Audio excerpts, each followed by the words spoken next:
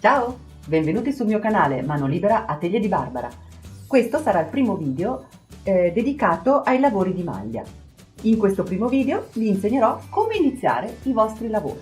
Per prima cosa vi serve della lana e dei ferri da maglia. Per decidere che tipo di ferri usare, fate attenzione alla maglia, alla lana che utilizzate. Ogni gomitolo di lana ha un'etichetta. Guardate l'etichetta e vedrete l'indicazione del numero di ferri da utilizzare. In questo caso è tra il 4 e il 4,5.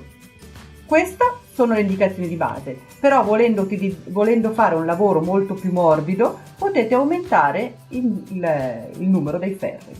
Io nel video che mostrerò ho utilizzato dei ferri numero 6. Per prima cosa dobbiamo definire quanto filo utilizzare per la messa delle maglie. Se noi vogliamo una larghezza di lavoro di 10 cm, vuol dire che il nostro lavoro risulterà largo 10 cm, dobbiamo prendere una lunghezza di filo pari a 2 volte la larghezza, cioè 10 cm per 2, 20 cm, più una tolleranza di 10 cm. Vuol dire che il mio filo iniziale per la messa delle maglie è di 30 cm. A questo punto dovrò formare la catenella iniziale, in questo modo.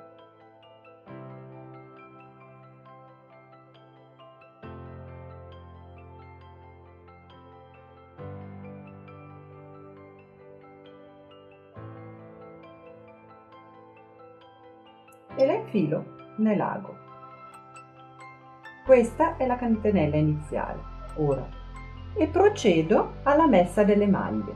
Posiziono il filo corto sopra, il filo lungo legato al gomitolo sotto, le mani in questa posizione, poi chiudo i due fili, così, passo sotto il filo, prendo l'altro filo e ritorno e stringo, riprendo il filo con il pollice, passo sotto, prendo e ritorno, stringo, sotto, prendo, ritorno, sotto, prendo, ritorno e continuo fino al numero di maglie desiderato. Ora avete imparato come mettere le maglie. Per continuare il vostro lavoro iscrivetevi al canale e non perdete i prossimi video. Ciao, a presto!